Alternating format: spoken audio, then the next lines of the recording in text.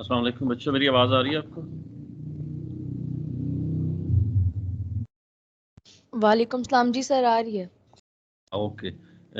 मैंने screen share किया आपसे, जो लेक्चर नंबर 21 है। हम डिस्कस कर रहे थे फंक्शंस और उसकी डिफरेंट टाइप्स, और साथ हम ये भी डिस्कस कर रहे थे कि वन टू वन फंक्शन क्या होता है, ऑन टू क्या होता है, बाइजेक्टिव फंक्शन और उसके इन्वर्स को हमने डिस्कस किया था लास्ट लेक्चर में। तो उसी की कंटिन्यूटी में ये जो स्लाइड नंबर शो हो रही हैं आपके सामने, यस, लेक्चर 21 की जो स्लाइड्स हैं।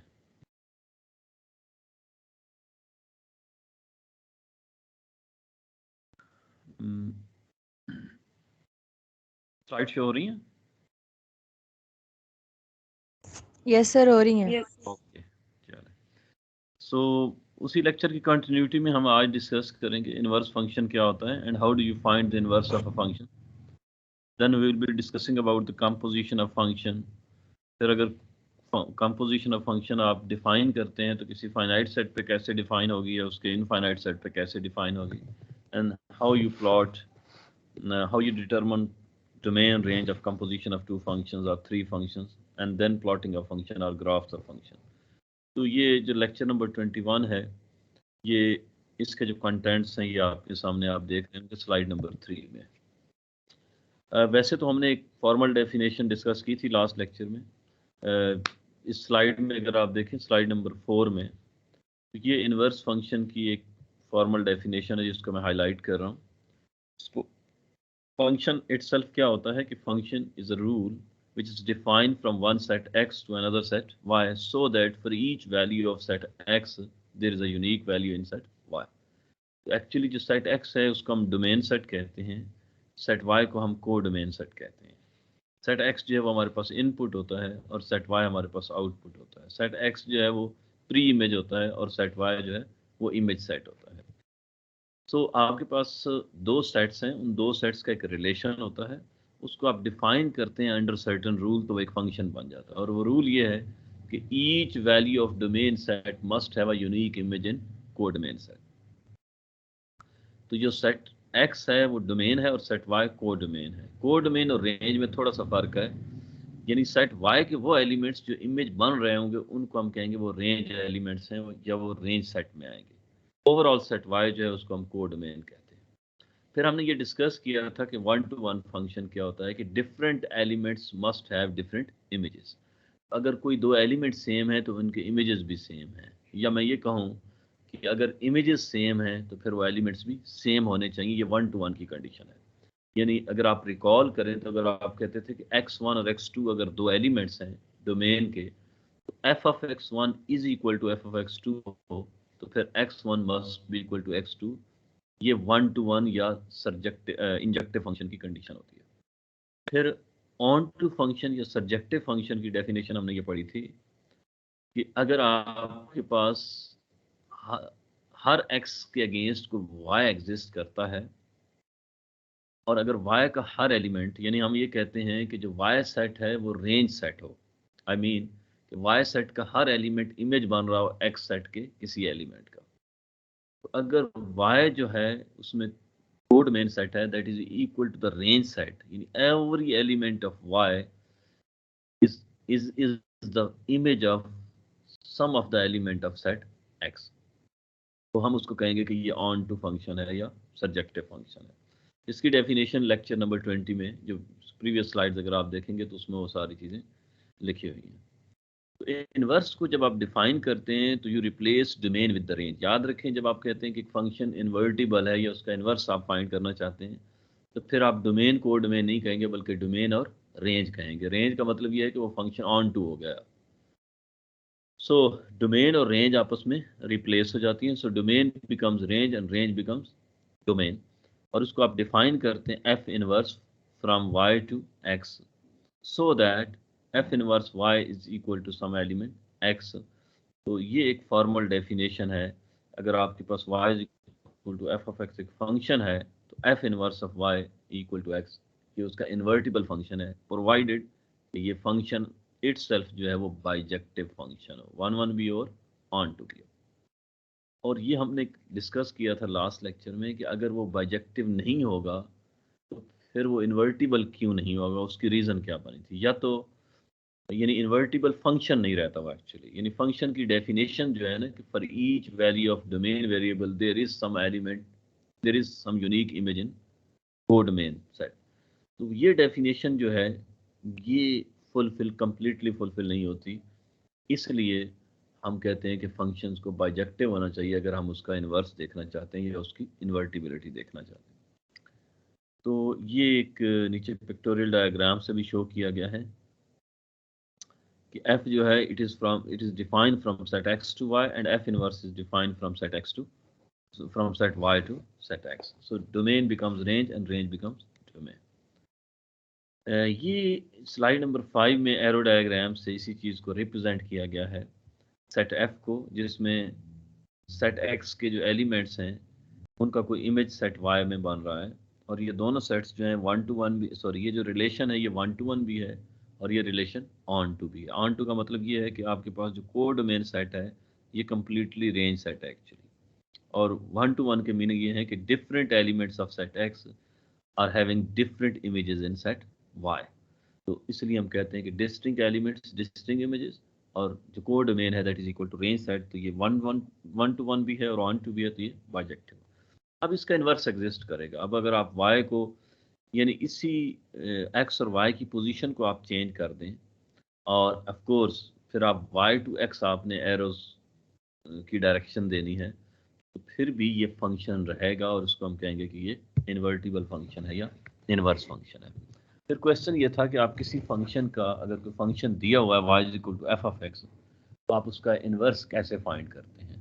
तो लाइकवाइज अगर आपके पास कोई फंक्शन दिया हुआ है, जैसे ये एक फंक्शन दिया हुआ है f of x equal to 4x minus 1, this function is defined from real set of real number to set of real, ये तो इसको हम कहेंगे ये रियल वैल्यूड फंक्शन है, इसकी डोमेन भी रियल नंबर है और इसकी रेंज भी रियल नंबर है। तो ये एक रियल वैल्यूड फंक्शन है जो डिफाइन किया गया है f of x equal to 4x minus 1, ये एक लीनियर फंक्शन है, ये पॉलिनोमियल ऑफ डिग्री 1 है। तो अब अगर इस फंक्शन को, ये फंक्शन है और आप इसका इन्वर्स फाइंड करना चाहते हैं, तो actually y is equal to f of x का इन्वर्स क्या होगा, y is equal to f of x का इन्वर्स होगा x equal to f inverse y। I mean कि आपने x की वैल्यू फाइंड करनी है इस फंक्शन में से और उसको आप लिख देंगे F inverse y।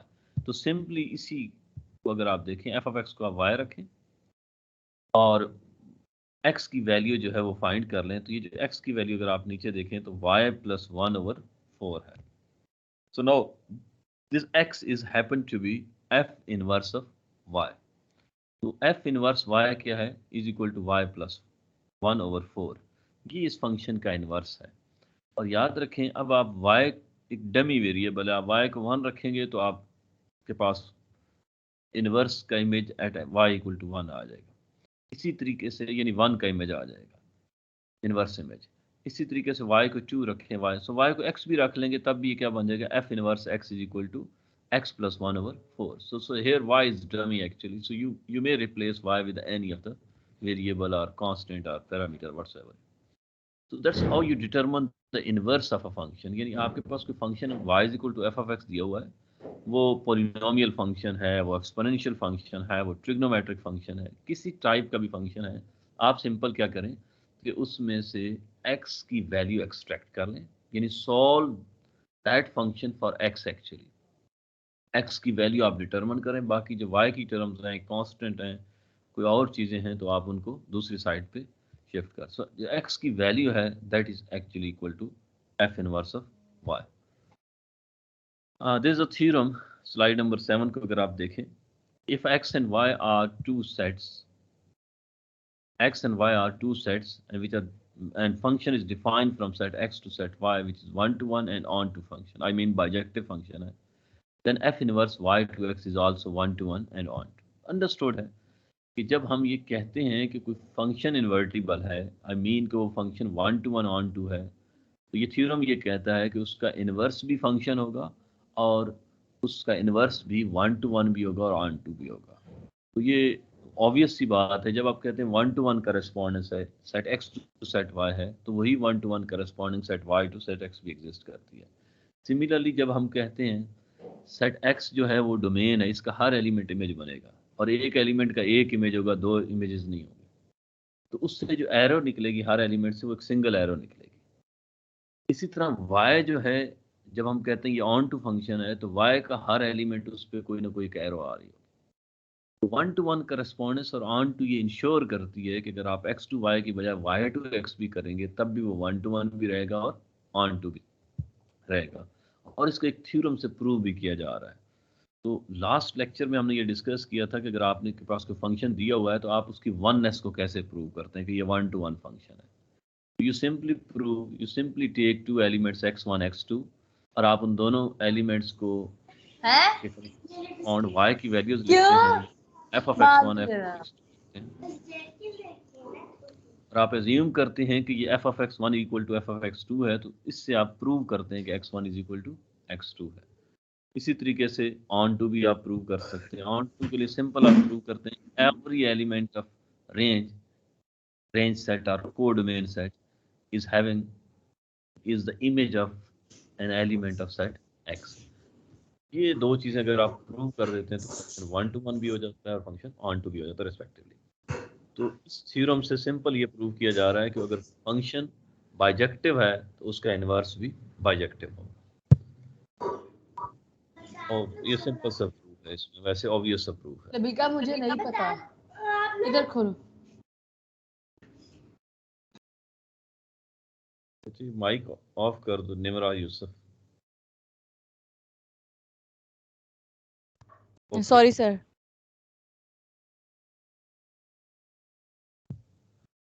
Then we will discuss about the composition of functions. Okay.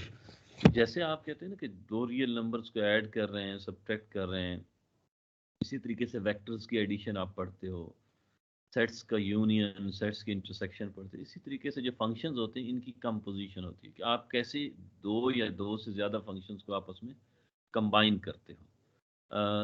Let's say आपके पास कोई दो फंक्शन है, एक फंक्शन x, एक फंक्शन f है और दूसरा फंक्शन g है। फंक्शन f डिफाइन किया गया है from set x to y prime और जो फंक्शन g है it is defined from y to set z। So we function with the property that the range of f is a subset of the domain of g। तो जो f की range है basically, f की range क्या होगी, f of x basically, यानी x के element का जो इमेज होगा वो रेंज सेट कहलाएगा। तो ये जो दो फंक्शंस आप डिफाइन कर रहे हैं from set x to set y prime and set y to set z, the two function with the property that range of f is a subset of domain of g। okay, तो जो भी f की domain बनती है, जो भी f की range elements basically f के, वो सबसेट है डोमेन ऑफ g का। इसका मतलब है जो g की डोमेन है वो उससे बड़ा सेट हो सकता है। तो रेंज में लेट्स से 2 एलिमेंट्स हैं या 3 एलिमेंट्स हैं,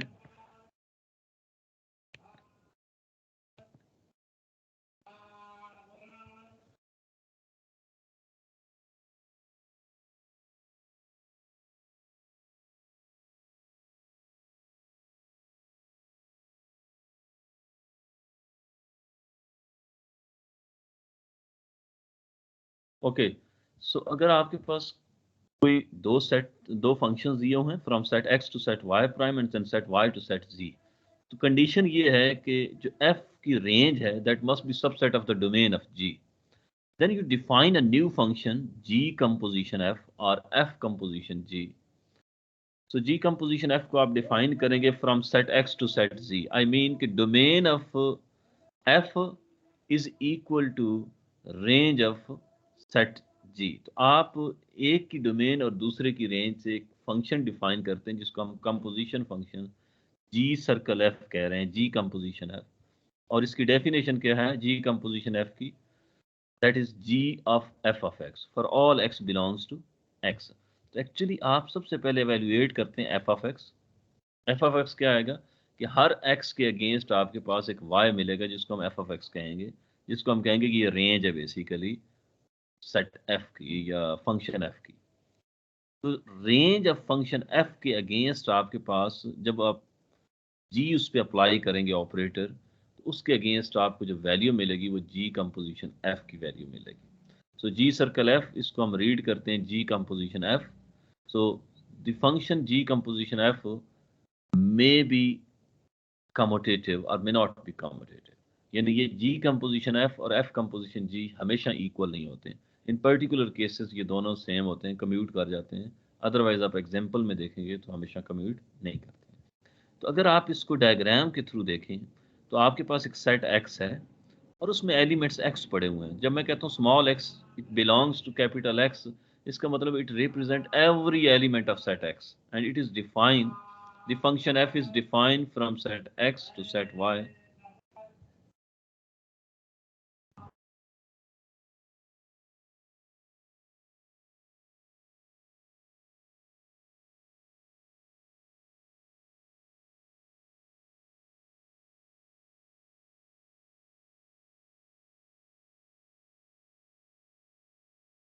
सो इस डायग्राम को अगर आप देखें तो आपके पास ये सेट एक्स है, ये डोमेन है एफ की, इसके करस्पॉन्ड आपके पास एफ ऑफ एक्स आती है। ये जो स्मॉल सर्कल है, ये इंटीरियर सर्कल आपको दिया हुआ है, ये रेंज ऑफ एफ है बेसिकली। तो जबकि सेट आपके पास जो वाई है, ये कंप्लीट आपके पास सेट वाई, और इस रेंज से बाहर जो एलिमेंट्स पड़े हुए हैं बेसिकली, यानी ये कंप्लीट सब सेट की मैं बात करूंगा तो उसको हम एफ वाई प्राइम कह रहे हैं। अब आप एक सेट डिफाइन करते हो, सेट वाई यानी सॉरी वाई प्राइम जो है ये इंटीरियर सर्कल है एक्चुअली, ये रेंज है एफ एफ ऑफ एक्स की। अब आपके पास एक और फंक्शन जी है जो कि सेट वाई से सेट जी पे डिफाइन है, और सेट वाई जो है that is actually the super set of range of f of x actually. तो एफ ऑफ एक्स, इसके अंदर कुछ एडिशनल एलिमेंट्स भी या मेंबर्स भी हो सकते हैं, तो हमने उसको वाई लिख दिया। So G is defined from set Y to set G, so that अब आप जी को जब आप ऑपरेट करेंगे under the set Y and G, तो आपके पास ये G of Y equal to G आएगा एक्चुअली। अब अगर हम ये करना चाहते हैं कि x और z को रिलेट करना चाहते हैं, सेट x और सेट z, मींस कि एक सेट की डोमेन ले रहे हैं, एक फंक्शन की डोमेन है और दूसरे फंक्शन की रेंज है, रेंज ले रहे हैं। उनको जब आप मैप करवा रहे हैं, रिलेट करवा रहे हैं आपस में, तो वो रिलेट होगा जी कंपोजिशन f से। आई मीन कि सबसे पहले आप क्या करेंगे, f ऑफ x डिटरमिन करेंगे, उस f ऑफ x पे g ऑपरेट करेंगे, ठीक है। यानी जी की जो डोमेन बन रही है वो एक्चुअली एफ की रेंज है, और जी कंपोजिशन एफ, इसकी जो डोमेन है अगेन सेट एक्स है, और इसके मुकाबले में जो इसकी रेंज आ रही है वो सेट जी है। तो अब अगर आप किसी एग्जांपल पे इसको अप्लाई करना चाहते हैं, जैसे स्लाइड नंबर 9 अगर आप देखें तो इसमें डिफरेंट सेट्स दिए हुए हैं। एक सेट एक्स है जिसमें 1 2 3 एलिमेंट है, दूसरा सेट वाई प्राइम है A B C D. I mean कि आपके पास जो फंक्शन एफ डिफाइन है वो from set x to set y prime define है। तो सेट एक्स में 1 2 3 तीन एलिमेंट्स हैं, सेट वाई प्राइम में 4 एलिमेंट्स हैं A B C D, and then you have a function g which is defined from set y. Set y में आपके पास जो एलिमेंट्स हैं वो 5 एलिमेंट्स हैं, यानी ई एलिमेंट जो है उसमें एक्स्ट्रा आ गया है। तो मैं जब मैं कह रहा हूँ कि जो जी की डोमेन है, it it could be a super set of range of actually F, और जी जो है वो आपके पास डिफाइन एक्स वाई जी है। तो ये डायग्राम से अगर आप देखें तो सेट एक्स में 3 एलिमेंट्स हैं, और ये रिलेशन, ये जो फंक्शन है ये डिफाइन किया गया है कि 1 का इमेज सी है, 2 का इमेज जो है वो बी है, और 3 का इमेज ए है। अब अगर आप देखें तो आपके पास जो वाई प्राइम है वो ये है ए बी सी डी, जबकि वाई सेट में कोई एक एक्स्ट्रा एलिमेंट ई भी पड़ा हुआ है। ये जो एक लार्जर सर्कल अगर आप देखें तो ये सेट वाई है which is actually the domain of g. Okay, अब ए का जो इमेज जो डिफाइन किया जा रहा है, the image of A is Y, image of B is Y, image of C is G, image of D is also G, and image of E is also G. अब हमने ये determine करना है कि हर एक्स के against z क्या आता है, and z is what, the composition of g and f। तो आप देखें कि अगर हम इनडायरेक्टली इमेज ऑफ x देखना चाहते हैं z में, तो वो g कंपोजिशन f है, और इससे हमें g कंपोजिशन f की डोमेन तो आपके पास x है, लेकिन इसकी रेंज जो है वो अगर आप देखेंगे तो स्लाइड अगर आप देखें इसमें हर एलिमेंट का इमेज कैलकुलेट किया गया। अब देखें जी कंपोजिशन एफ को डिफाइन किया, स्लाइड नंबर 10 को अगर आप देखें। सो एफ ऑफ वन आपके पास क्या है, सी के इक्वल है। तो जी एफ ऑफ वन जो है वो आपके पास एफ ऑफ वन सी है, तो जी ऑफ सी, और सी का इमेज आगे क्या आ रहा है, जी है, तो G of C is C. Indirectly आप कहते हैं कि जी और एफ की जो कंपोजिशन है दो फंक्शन की, इसकी जो input at x equal to 1 है वो जी को इक्वल है। सिमिलरली इसके input at x equal to 2 जो है वो वाई के इक्वल है, और इसकी input at x equal to 3 ये भी वाई के इक्वल है। तो अब अगर मैं ये कहूँ कि जी composition F for all X, इसकी वैल्यू आती है वाई और जी एक्चुअली, तो मैं ये कहूँगा कि ये उसकी रेंज है actually. So range of this g composition f under this mapping और रिलेशन जो ऊपर डिफाइन किया गया है दो फंक्शंस के दरमियान, एफ का from X to Y prime and then G का फ्रॉम वाई टू जी, तो उसमें आपके पास ये जो 1 2 3 ये डोमेन है जी कंपोजिशन एफ की, जबकि रेंज वो एलिमेंट्स हैं जो उसमें इमेज बन रहे हैं, और वो रेंज इसकी वाई टू जी है। ओके, फिर क्वेश्चन ये आता है कि रेंज इसकी वाई जी है, तो जी कंपोजिशन एफ आपने फाइंड कर दी। अब अगर आप एफ कंपोजिशन जी फाइंड करना चाहते हैं तो बिल्कुल आपको यानी इसको जो डोमेन है वो रेंज बन जाएगी एक्चुअली, और रेंज डोमेन बन जाएगी। आई मीन कि अगर आपके पास जी कंपोजिशन एफ है तो आप उसको लिखते हैं g of f of x, जबकि एफ कंपोजिशन जी में आप लिखेंगे f of g of x. तो आपके पास जी ऑफ एक्स होना चाहिए पहले, जो कि रेंज ऑफ जी है एक्चुअली। उसमें उसको आप डोमेन बनाएंगे एफ की, तो उसके अगेंस्ट आपको एफ कंपोजिशन जी की वैल्यू मिलेगी। बल्कि ये इसको एक्सप्लेन भी किया जा रहा है में, यस, स्लाइड नंबर 12 में, कि आपके पास दो फंक्शंस दिए हुए हैं। बाय चांस दोनों फंक्शन जो हैं वो इनफाइनाइट सेट्स पे डिफाइन है और सेट ऑफ इंटीजर्स पे। एक फंक्शन आपके पास वाई एफ है which is defined from set of integer z to another set of integer z. Infinite sets पे डिफाइन है, फाइनाइट सेट्स पे नहीं है। तो ये कंपोजिशन और इनफाइनाइट सेट्स है। इसी तरीके से जो सेट जी है वो भी डिफाइन है from set of integer to set of integer. ये दो फंक्शंस हैं, और इन फंक्शंस को डिफाइन किया गया है f of n is equal to n plus one. N जो है वो इंटीजर है, तो आप कोई भी इंटीजर वैल्यू देंगे तो उसके अगेंस्ट एफ ऑफ एन क्या आएगा, एन प्लस वन आएगा for all n belongs to z. And similarly g of n is n square, हर एन के हर इंटीजर के अगेंस्ट आपके पास जो जी ऑफ एन आएगा वो स्केयर ऑफ दैट इंटीजर आएगा। आप इसकी कंपोजिशन फाइंड करें, G composition F composition G, by applying the definition of the composition of two function. तो अगर आप जी कंपोजिशन एफ करना चाहते हैं तो आपको लिखना पड़ेगा जी कंपोजिशन एफ, जबकि आपके पास डोमेन जो है वो सेट ऑफ इंटीजर है और वो एन है। आप इसको लिखेंगे G of N. F of N आपके पास जो है वो एन प्लस वन है। अब आप जी को डिफाइन करते हैं एन स्केयर, तो यहाँ पे इसकी डोमेन एन प्लस वन है, एन को आप एन प्लस वन से रिप्लेस करें, ये आपके पास जी कंपोजिशन एफ है। सिमिलरली अब आप एफ कंपोजिशन जी फाइंड करें, f of n, g of n आपने ऊपर डिफाइन किया हुआ n square, f of n square है, तो एफ ऑफ एन आपके पास एन प्लस वन है, तो जहाँ भी एन है उसको आप एन स्केयर से रिप्लेस कर दें, so that would be n square plus one. अब अगर आप देखें कि जी कंपोजिशन एफ और एफ कंपोजिशन, ये दोनों एक्सप्रेशन डिफरेंट है। One is n plus one whole square and the other is n square plus one. याद रखें ये दो डिफरेंट एक्सप्रेशन। तो इसलिए जो कंपोजिशन है दो फंक्शंस की, it may not B commutative. ये उसी वक्त कमोटेटिव होती है, अगर आप कैलकुलस में आपने पढ़ा होगा कंपोजिशन ऑफ टू फंक्शंस, तो ये कमोटेटिव उसी वक्त होता है अगर ये दोनों फंक्शन एनालिटिक फंक्शंस हों, अदरवाइज ये कमोटेटिव नहीं होता। आई मीन कि ये इनके डेरिवेटिव एग्जिस्ट करें in the neighbourhood of certain point x equal to x naught, उस पॉइंट पे भी और उस पॉइंट के नेबरहुड पे भी। तो हम कहते हैं अगर ये दोनों फंक्शंस एनालिटिक फंक्शंस हैं तो फिर इनकी कंपोजिशन कमोटेटिव होगी, अदरवाइज ये कमोटेटिव नहीं होता। सो इन जनरल, जैसे आप कहते हैं ना मैट्रिसेस में A B may not be equal to B A, real number में ए बी और बी ए इक्वल होते हैं, मैट्रिसेस में नहीं होते। इसी तरह फंक्शन में जो कंपोजिशन होती है ये भी कमोटेटिव नहीं होती है, और आप इसको एग्जांपल के थ्रू प्रूव। और वैसे भी जब आप कहते हैं कि कंपोजिशन ऑफ फंक्शन, तो कंपोजिशन ऑफ फंक्शन एक और फंक्शन मिलता है, एक तीसरा फंक्शन आपको मिल रहा होता है। जैसे आप दो रियल नंबर्स को ऐड करते हैं तो एक रियल नंबर मिलता है, एक रियल नंबर मिलता है। इसी तरह दो सेट्स की यूनियन लेते हैं, इंटरसेक्शन लेते हैं, तो वो भी एक सेट मिलता है आपको ultimately. Similarly, composition of function is again a function actually, which may be different from f and g. तो जब हम कहते हैं कि composition of function commutative नहीं है, इसका मतलब हम कहते हैं ये दो फंक्शन सिमिलर नहीं है। तो दो फंक्शन इक्वल कब होते हैं या सेम कब होते हैं? जब उनको जो इनपुट दें उस पर उनकी वैल्यू सेम है।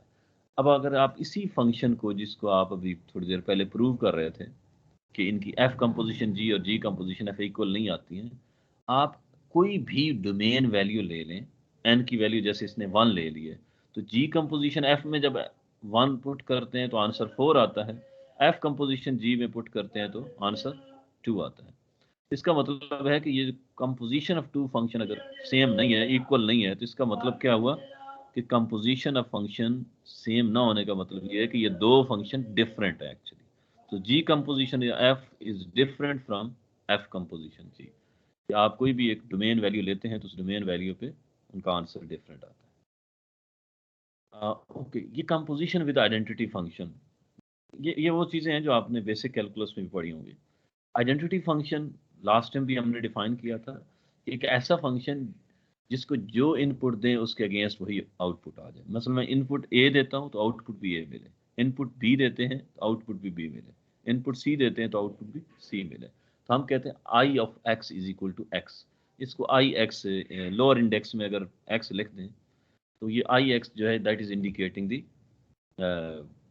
Identity function. तो आइडेंटिटी फंक्शन का मतलब क्या होता है कि उसकी जो इनपुट और आउटपुट, उसका इमेज और प्री इमेज, उसकी डोमेन और रेंज दोनों सेम होती है। तो जब मैं कहता हूँ कि आइडेंटिटी फंक्शन को डिफाइन करें तो it is always defined from set x to set x, यानी सेम सेट से सेम सेट पे वो डिफाइन होता है, सेम इनपुट से सेम आउटपुट पे डिफाइन होता है, सेम डोमेन से सेम रेंज पे डिफाइन होता है। तो यहाँ पे एफ कंपोजिशन आई की बात की जा रही है या आई कंपोजिशन एफ की। तो ये बीच में एक जगह आई एक्स यूज़ किया गया और एक जगह आई वाई यूज़ किया गया। फ़र्क सिर्फ इतना है कि जब आप यानी एफ कंपोजिशन आई लिखते हो तो वो डोमेन एक्स बन जाती है, जब आई कंपोजिशन एफ लिखते हो तो वो डोमेन उसकी आई की जो है वाई बन जाती है, यानी सेट्स की जो पोजीशन है वो चेंज हो जाती है। बहरहाल ये चूंकि वाई और एक्स फिर डमी हो जाते हैं, आप उस डोमेन की जगह एक्स की जगह 1 रखें, 2 रखें, 3 रखें, वाई रख लें, टी रख लें, एस रख लें, इट डजेंट मैटर। तो अगर आप इसको देखें, एफ कंपोजिशन आई को देखें, आपके पास एक फंक्शन डिफाइन है from set x to set y. के ऊपर अगर आप देखें, सेट एक्स में 4 एलिमेंट्स हैं और इनके इमेजेस बन रहे हैं सेट वाई में। सेट वाई जो है वो कोड मेन सेट है, जबकि उसका रेंज सेट जो है वो यू वी है, उसमें से 2 एलिमेंट शामिल हैं। तो अब अगर आप आइडेंटिटी फंक्शन से दूसरे फंक्शन की कंपोजिशन देख रहे हैं, एफ की कंपोजिशन, तो आइडेंटिटी फंक्शन को डिफाइन कर रहे हैं from set x to x with the definition that every element of set x is having the similar image in set x actually, यानी डोमेन भी वही है और आपका रेंज भी वही है। तो ये देखें, ए मैप कर रहा है ए के साथ, बी मैप कर रहा है बी के साथ, सी मैप कर रहा है सी के, और D is mapping with D. And further to this, ऊपर एक फंक्शन डिफाइन किया हुआ है कि ए का इमेज यू है, बी का इमेज वी है, सी का इमेज बी वी है और डी का इमेज यू है। तो एग्जैक्टली इसी के साथ अगर आप डिफाइन करें, अब अगर आप डिफाइन करें एफ कंपोजिशन आई, तो एफ कंपोजिशन आई क्या होगा? F of I X at A. अब हर एलिमेंट के अगेंस्ट आप एफ कंपोजिशन आई कैलकुलेट कर रहे हैं, ए बी सी डी। अब आप देख रहे हैं कि जब आपने एफ कंपोजिशन आई कैलकुलेट कर ली for against each element of set, तो आपके पास आंसर आ गया U V V and U. इसके क्या मतलब है कि एक्चुअली ये बना F of A, F of B, F of C, F of D. हम ये कह रहे हैं कि जब भी आप किसी फंक्शन को की कंपोजिशन आइडेंटिटी फंक्शन के साथ लेते हैं तो आपके पास एफ ऑफ ए आ जाता है, यानी एफ ऑफ एक्स आ जाता है वापस। अब देखें, एक्स को ए रखा तो एफ ऑफ ए आ गया, एक्स को बी रखा तो एफ ऑफ बी आ गया, एक्स को सी रखा तो सो composition of any function, arbitrary function, with that of the identity function always result into the same function। तो जैसे, तो हम कहते हैं ये आइडेंटिटी है, तो फंक्शन की आइडेंटिटी क्या होती है? उसका आइडेंटिटी फंक्शन होता है विद रिस्पेक्ट टू कंपोजिशन। जैसे आप मैट्रिसेस में आइडेंटिटी मैट्रिक्स कहते हैं, रियल नंबर में आप एडिटिव आइडेंटिटी, मल्टीप्लिकेटिव आइडेंटिटी कहते हैं। आइडेंटिटी का रोल क्या होता है कि जब उस पर कोई arbitrary function, operator, number apply होता है किसी भी ऑपरेशन के लिहाज से, वही दोबारा फंक्शन या वही दोबारा ऑपरेटर वापस आ जाता है। सो आइडेंटिटी फंक्शन जो है, ये इसकी डेफिनेशन, यानी आप यहाँ से भी प्रूव कर सकते हैं कि जब भी आप किसी फंक्शन की कंपोजिशन किसी दूसरे फंक्शन से लें और वो दोबारा वही फंक्शन आ जाए, तो हम कहेंगे वो जो सेकंड वाला फंक्शन है वो आइडेंटिटी फंक्शन। ओके, सिमिलरली आप एफ कंपोजिशन आई जो है उसको आप एफ ऑफ एक्स लिख रहे हैं, और आई कंपोजिशन एफ ऑफ एक्स को भी ये नीचे प्रूव किया जा रहा है कि ये एफ आई कंपोजिशन, एफ भी अगर आप लें means I of f of x, पहले आप आई डिफाइन एफ डिफाइन करें और एफ के ऊपर आप आई डिफाइन करें और फिर आप आई कंपोजिशन एफ डिफाइन करेंगे, तो आंसर वुड रिमेन सेम। इसका मतलब ये है कि अगर आप आइडेंटिटी फंक्शन की कंपोजिशन ले रहे हैं किसी आर्बिट्रेरी फंक्शन एफ के साथ, तो ये हमेशा कम्यूटेटिव होती है, हमेशा कम्यूटेटिव होती है। तो आई कंपोजिशन एफ और F composition I, answer would remain same, जिसको हम कहेंगे कि वो एफ ऑफ एक्स के इक्वल है। सिमिलरली इनवर्स किसी फंक्शन का अगर आप लेते हैं, तो फंक्शन और उसके इनवर्स की कंपोजिशन क्या होती है? वैसे तो बाय नेम क्लियर है, जब आप कहते हैं एक मैट्रिक्स है और दूसरा उसका इनवर्स मैट्रिक्स है, तो उन दोनों को जब मल्टीप्लाई करते हैं तो आइडेंटिटी आती है। इसी तरह एक फंक्शन है, दूसरा उसका इनवर्स फंक्शन है, जब उनकी कंपोजिशन लेंगे तो आंसर आइडेंटिटी आएगा। अब जैसे ये एक मैपिंग डिफाइन है, एक फंक्शन डिफाइन है फ्रॉम, ऊपर वाला जो फंक्शन अगर आप देखें from set x to set y A B C, और ये बाइजेक्टिव फंक्शन है, और नीचे उसके इनवर्स मैपिंग डिफाइन है। अब अगर आप इन दोनों फंक्शन को बोलें, इसकी कंपोजिशन ले लें, एफ और एफ इनवर्स की कंपोजिशन, तो ये एग्जैक्टली आइडेंटिटी मैट्रिक्स आपके पास आ जाएगा। यानी अगर आप ए बी सी ले रहे हैं एक्स की वैल्यू, तो आपके पास एफ कंपोजिशन एफ इनवर्स भी ए बी सी आ जाएगा, चाहे आप एफ कंपोजिशन एफ इनवर्स लें चाहे एफ इनवर्स कंपोजिशन एफ लें, आंसर वुड रिमेन सेम। तो ये जो स्लाइड नंबर 17 है वो इस चीज़ का आंसर कर रही है। तो हम अगर आपसे को पूछे क्योंकि ये दो फंक्शन दिए हुए हैं, बताएंगे एक दूसरे का इन्वर्स है या नहीं है, तो आपके पास क्या, किस तरीके से आप प्रूव करेंगे ये एक दूसरे का इन्वर्स है? आप उन दोनों की कंपोजिशन लें और देखें कि वो कंपोजिशन आइडेंटिटी फंक्शन आता है या नहीं आता। आई मीन कि जो डोमेन है वही आपके पास रेंज भी आ रही है, तो फिर हम कहेंगे यस ये दोनों एक दूसरे के इन्वर्स हैं, अदरवाइज हम कहेंगे ये दोनों एक दूसरे के इन्वर्स नहीं। तो फंक्शन की, एक फंक्शन की दूसरे फंक्शन के साथ इनवर्टिबिलिटी अगर आप प्रूव करना चाहते हैं, तो उसमें एक मेथड ये भी है कि आप उन दोनों की कंपोजिशन को आइडेंटिटी फंक्शन के इक्वल प्रूव कर देते हैं। ओके, सो ये एक पिक्टोरियल डायग्राम से शो किया जा रहा है। ये स्लाइड नंबर 19 में जस्ट इंटरवल दिए हुए हैं कि फाइनाइट इंटरवल को आप कैसे रिप्रेजेंट करते हैं और इनफाइनाइट इंटरवल को कैसे रिप्रेजेंट। तो फाइनाइट इंटरवल में आपके पास फाइनाइट नंबर्स हैं, फाइनाइट वैल्यूज़ हैं, और फिर अगर आप राउंड्स ब्रैकेट लेते हैं तो वो ओपन सर्कल कहलाता है, आई मीन कि वो पॉइंट एक्सक्लूडेड होते हैं, और अगर स्क्वायर ब्रैकेट होती है तो वो पॉइंट इंक्लूडेड होते हैं। और जब आप रियल लाइन पे उनकी डायग्राम को देखते हैं, रियल लाइन पे उसके स्केच देखते हैं, तो याद रखें जो पॉइंट जो है वो ओपन होता है इंटरवल का, उसको हम राउंड सर्कल लगा देते हैं, ब्लैंक सर्कल लगाते हैं। और अगर वो स्क्वायर ब्रैकेट होती है कि क्लोज इंटरवल होता है, तो उन सर्कल को आप फिल कर लेते हैं। एक्चुअली आप ये कहते हैं कि ये एंड पॉइंट्स भी इसमें इंक्लूडेड हैं। तो जब आप कहते हैं ओपन इंटरवल, तो एंड पॉइंट्स इंक्लूड नहीं होता उसके इसमें। और जहाँ पे क्लोज इंटरवल आएगा, एक साइड क्लोज्ड एक साइड ओपन, तो हम उसको semi open semi close, half open half close भी कहते हैं। ये जस्ट इंटरवल्स के बारे में जो है वो एक्सप्लेन किया जा रहा है। सिमिलरली जब आप कहते हैं इनफाइनाइट इंटरवल्स, इनफाइनाइट इंटरवल में फिर एंड पॉइंट्स आपको इस तरीके से लोकेट नहीं करने होते हैं, बल्कि आप एक रियल लाइन प्लॉट करते हैं from minus infinity to infinity. Next ये इसमें ग्राफ आप कैसे प्लॉट करते हैं एक्चुअली। अगर आपके पास कोई फंक्शन डिफाइन किया हो, तो कार्टेशियन कोऑर्डिनेट सिस्टम में प्लेन के अंदर आप उसका ग्राफ कैसे प्लॉट करते हैं। जैसे अब आपके पास ये फिगर अगर आप देखें, तो एक एक्स एक्सेस शो हो रहा है अलॉन्ग हॉरिजेंटल एक्सेस, और एक परपेंडिकुलर लाइन है जिसमें हम इसको कहते हैं वाई एक्सेस। तो जो एक्स की वैल्यूज़ हैं वो एक्स एक्सेस के अलॉन्ग आप लिखते हैं, जो पॉजिटिव वैल्यूज़ हैं वो ये जो ओरिजिन है ब्लू डॉट है, ये ओरिजिन एक्चुअली यहाँ पे एक्स और वाई दोनों ज़ीरो हैं। ये तो बेसिकली आपको पता ही है कि X greater than zero rightward होगा, Y greater than zero upward होगा एक्चुअली। तो ये इसका फर्स्ट क्वाड्रेंट है, फिर सेकंड क्वाड्रेंट है, यानी 0 to 90 degree first quadrant, 90 to 180 second quadrant, 180 to 270 आपके पास, यानी हर क्वाड्रेंट जो है वो 90 डिग्री का है, ओवरऑल 360 डिग्री बनता है। तो लाइक फर्स्ट क्वाड्रेंट में एक्स और वाई दोनों पॉजिटिव हैं, तो कोई भी पॉइंट लोकेट करना है जिसमें एक्स और वाई दोनों पॉजिटिव हैं, तो वो कहीं इसी फर्स्ट क्वाड्रेंट में लाई करेगा। इसी तरीके से सेकंड क्वाड्रेंट में वाई पॉजिटिव लेकिन एक्स नेगेटिव होता है, तो ऑर्डर पेयर में पहले एक्स लिखते हैं, वो negative, y positive. Similarly third quadrant में दोनों नेगेटिव होते हैं, एक्स भी नेगेटिव, वाई भी नेगेटिव।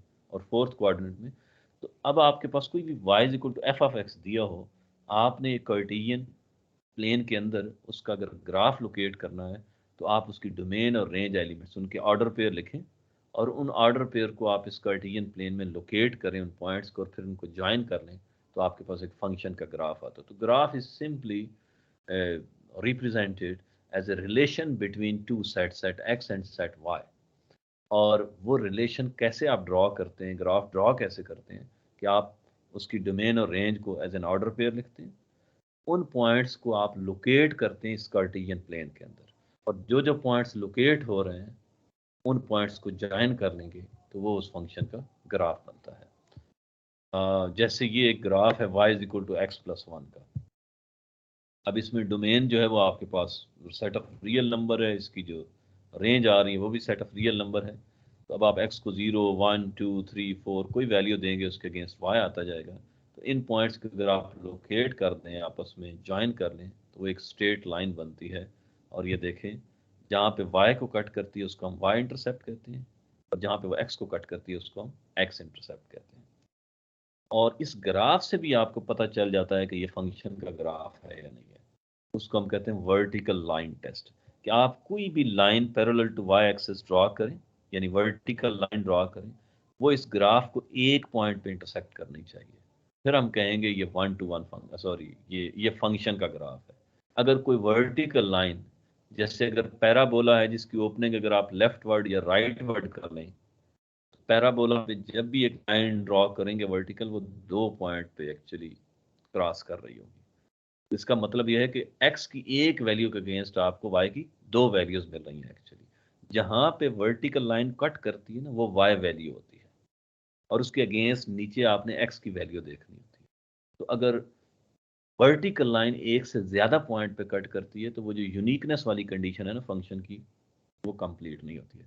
तो हमारे पास अगर कोई फंक्शन दिया हुआ है, तो उसको कैसे देखना है कि ये फंक्शन है या नहीं, यानी एक रिलेशन है तो क्या वो फंक्शन है या नहीं है। ग्राफ के जरिए भी हम देख सकते हैं थ्रू वर्टिकल लाइन टेस्ट, या अगर आपके पास मैथमेटिकली एक रिलेशन दिया हुआ है, तो आप ये इंश्योर करें कि each for against each value of domain set there is a unique value in codomain set. ये देखें, ये पैराबोला का ग्राफ है। अगर स्लाइड नंबर 22 को आप देखेंगे, ये पैराबोला का जो ग्राफ है, ये y is equal to x square actually which is passing through origin. अब यहाँ पे कोई भी वर्टिकल लाइन ड्रॉ करें, वो इसके एक ही पॉइंट को इंटरसेक्ट करेगी। ये फंक्शन का ग्राफ है। लेकिन अगर मैं इस इक्वेशन को y equal to x square को ये लिख दूं x equal to y square, तो ये पैराबोला जिसकी ओपनिंग राइट वर्ड हो जाएगी, आई मीन कि वो उसका एक पोर्शन जो है वो लाई करेगा फर्स्ट क्वाड्रेंट में और दूसरा फोर्थ क्वाड्रेंट में। उस केस में जब आप वर्टिकल लाइन ड्रॉ करेंगे, तो वर्टिकल लाइन एक से ज्यादा पॉइंट पे इंटरसेक्ट कर रही होगी एक्चुअली, एक वर्टिकल लाइन, तो हम कहेंगे वो फंक्शन का ग्राफ नहीं है, यानी ओरिजिनली वो फंक्शन नहीं होगा। तो वर्टिकल लाइन टेस्ट से भी आप बता सकते हैं कि कोई फंक्शन है या नहीं। फिर किसी फंक्शन की डोमेन, किसी फंक्शन की रेंज, अगेन आप कैलकुलस में ये सारी चीज़ें पढ़ते हैं। तो डोमेन है जिसके ऊपर फंक्शन वेल डिफाइन है actually.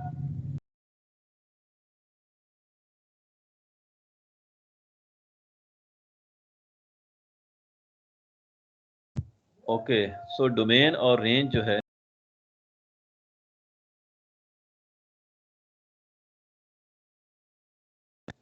Hold a second please, hold a second.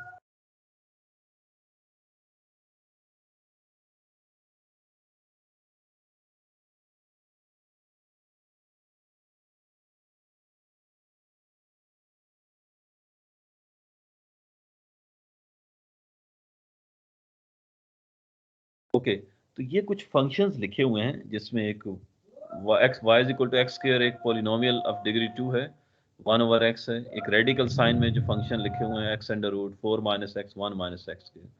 जब आप किसी फंक्शन की डोमेन और रेंज लिखते हैं एक्चुअली, तो आप ये बता रहे होते हैं कि फंक्शन जो डिफाइन है वो किस इंटरवल पे डिफाइन है। Like y is equal to x square, it is define everywhere from minus infinity to infinity.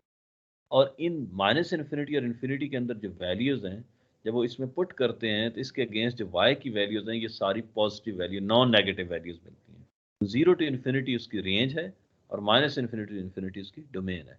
तो फंक्शन की डोमेन क्या होती है? वो वैल्यूज़ जहाँ पे वो फंक्शन वेल डिफाइंड रहता है, इन्फिनिटी नहीं बनता, माइनस इन्फिनिटी नहीं बनता, कॉम्प्लेक्स नंबर नहीं बनता कहीं पे, आई मीन उसमें कहीं पे आयोटा इन्वॉल्व नहीं होता। इसी तरीके से जब आप उस डोमेन के अगेंस्ट आप उसकी आउटपुट देखते हैं तो वो जो वैल्यूज़ हैं वो आपके पास रेंज सेट आ जाता है। तो बाज़ का डोमेन भी इन्फिनिटी होती है, रेंज भी इन्फिनिटी होती है। कई दफ़ा डोमेन तो इन्फिनिटी होती है, जैसे आप साइन एक्स है, कॉज एक्स है, इनकी domain minus x infinity to infinity है, लेकिन इनकी जो रेंज है it is lying between -1 to 1 actually. ये एक फाइनाइट इंटरवल के अंदर लाई कर रही है। आई मीन इन्फिनिट इंटरवल नहीं है, बल्कि वो एक finite interval from A to B है, -1 to 1 है। सिमिलरली ये 4 माइनस एक्स अंडर रूट है, 1 माइनस एक्स अंडर रूट है। इस इनको जब आप डिफाइन करते हैं, इनकी डोमेन आप डिटरमिन करते हैं, तो आप मेक श्योर करें कि कहीं पे y की वैल्यू इन्फिनिटी माइनस इन्फिनिटी ना बने या कम्प्लेक्स नंबर ना बने। सो फंक्शंस की डोमेन, रेंज, ये कैलकुलस में आप अच्छे तरीके से पढ़ते हैं। ये स्लाइड नंबर 24 में और 25 में ये दो फंक्शंस के ग्राफ दिए हुए हैं। एक एब्सोल्यूट वैल्यू फंक्शन है, एब्सोल्यूट वैल्यू फंक्शन है, और शायद हमने किसी लेक्चर में ये डिस्कस भी किया था। ये इसकी दो ब्रांचेस बन रही हैं। ये एक y is equal to minus x का ग्राफ आ रहा है और एक y is equal to x का, जो राइट साइड पे है। तो ये overall y is equal to x mod का ग्राफ है। आप x को कोई वैल्यू भी उठाएं, पॉजिटिव, नेगेटिव, जो वैल्यू भी x को देंगे, एब्सोल्यूट वैल्यू पॉजिटिव ही आती है y की वैल्यू। इसलिए इसका जो ग्राफ आ रहा है ये अपवर्ड है। और आपको पता है कि y ग्रेटर देन ज़ीरो की वैल्यूज जो हैं वो इस लाइन से ऊपर तमाम वैल्यूज y की पॉजिटिव होती हैं। अब अगर आप इस ग्राफ को देखें तो यहाँ पे एक कॉर्नर बन रहा है आपके पास, ये ओरिजिन पे। ये कॉर्नर सिर्फ ये बताता है कि यहाँ पे एक से ज़्यादा टेंजेंट एग्जिस्ट करते हैं, इसलिए फंक्शन इस पे डिफरेंशिएबल नहीं है। ये फंक्शन कंटिन्यूस है लेकिन डिफरेंशिएबल नहीं है, जस्ट फॉर इंफॉर्मेशन, बाकी इसका इससे कोई ताल्लुक नहीं है। इसकी डोमेन और रेंज भी लिखती गई, देखिए minus infinity to infinity domain है और रेंज इसकी सिर्फ 0 to इन्फिनिटी है। पॉजिटिव वाई वैल्यूज हैं इसमें, कोई नेगेटिव वाई वैल्यू नहीं है इसमें। सिमिलरली ये आपने ग्रेटेस्ट इंटीजर फंक्शन पढ़े थे, जिसको हम कहते हैं फ्लोर फंक्शन और सीलिंग फंक्शन। तो ये आपके पास एक सीलिंग फंक्शन का ग्राफ दिया हुआ है कि हर दो इंटीजर्स के दरमियान में आंसर एक इंटीजर आता है, और फिर जैसे ही आप उस इंटीजर से आगे जाते हैं तो आप नेक्स्ट इंटीजर पे जंप कर जाते हैं। तो ये देखें, ये जंप डिसकंटिन्यूटी इसके अंदर आ रही है। तो ये ग्रेटेस्ट इंटीजर फंक्शन है।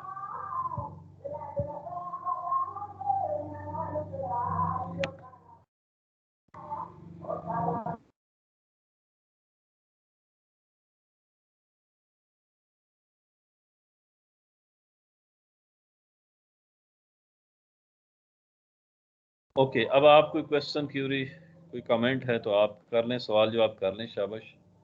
अच्छा ये बताओ, आज क्विज भी था आप लोगों का मेरे ख्याल में?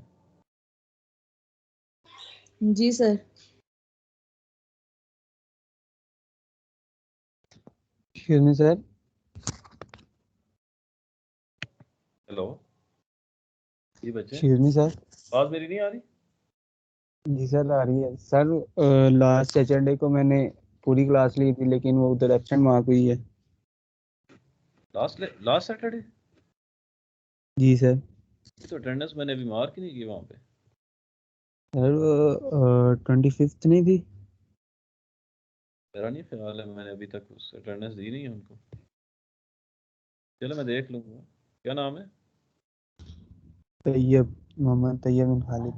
मुझे नहीं ख्याल है अभी अटेंडेंस दी नहीं है, बहरहाल फिर चेक कर लेंगे। अच्छा मीनवाइल आप सर सवाल अगर जवाब उससे लास्ट फिजिकल भी होगी तो वो भी मैंने ली हुई थी वैसे। ओके।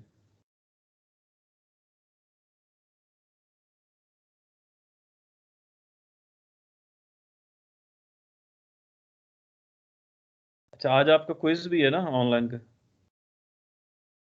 जी सर। चले, मुझे थोड़ा सा टाइम दें, मैं क्विज अपलोड कर दूंगा। तकरीबन अभी 11 हो रहे हैं, तो हम 12 बजे क्विज अपलोड हो जाएगा 20 मिनट के लिए, ठीक है?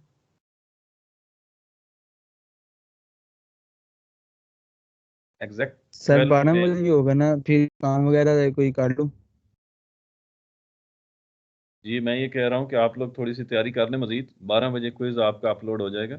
मैं वहाँ व्हाट्सएप पे टेक्स्ट भी कर दूंगा कि क्विज अपलोड हो गया और आपने वहाँ पे फिर ओके उसका सर। टाइम कर, ठीक है? ओके, चलें। अगर कोई और क्वेश्चन क्यूरी नहीं है और हुआ भी तो फिर नेक्स्ट लेक्चर में हम डिस्कस कर सकते हैं इंशाल्लाह।